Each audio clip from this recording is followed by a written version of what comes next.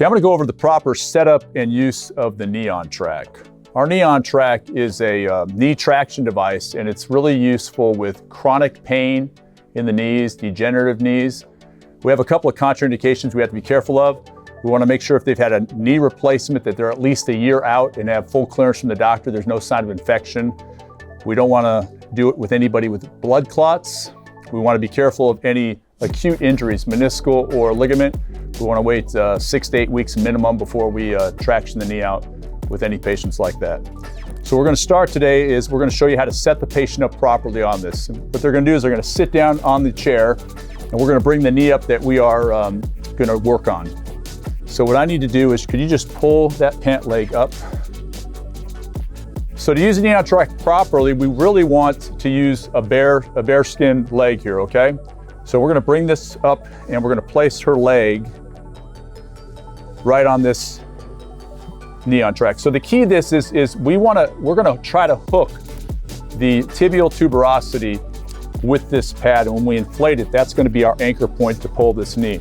So what we're going to do first is we have this little non-slip cloth, and I need you're going to scoot down just a little bit towards me, just a little bit, right there.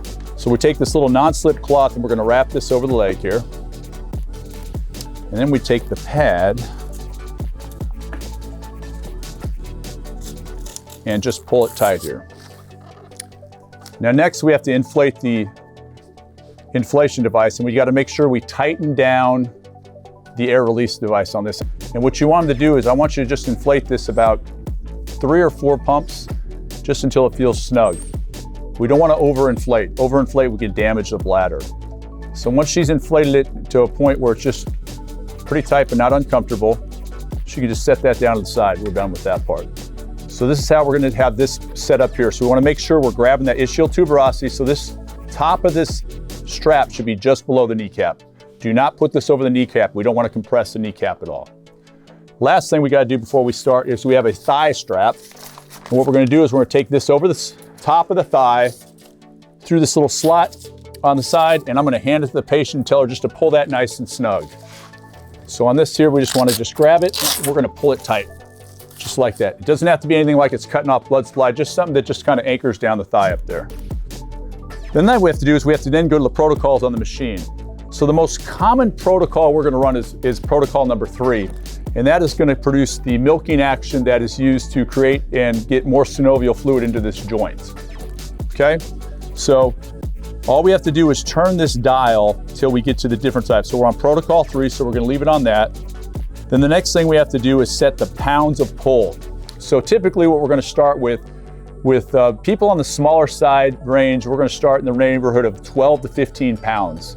So I actually have her set up for 12 pounds. It's their first session, so we're going to start off gentle. Then after we set that, we want to make sure our time is set correctly. And typically what we do with time is in the 5 to 7 minute range. So we actually have her set up for 6 minutes. After we have everything set up correctly, make sure everything's inflated and set up correct, we just hit this to start. Push the button and it starts. And what this is going to do, it's going to slowly pull up to our pounds of 12 pounds of pull. And then you can just ask the patient, does everything feel okay, feel comfortable? So.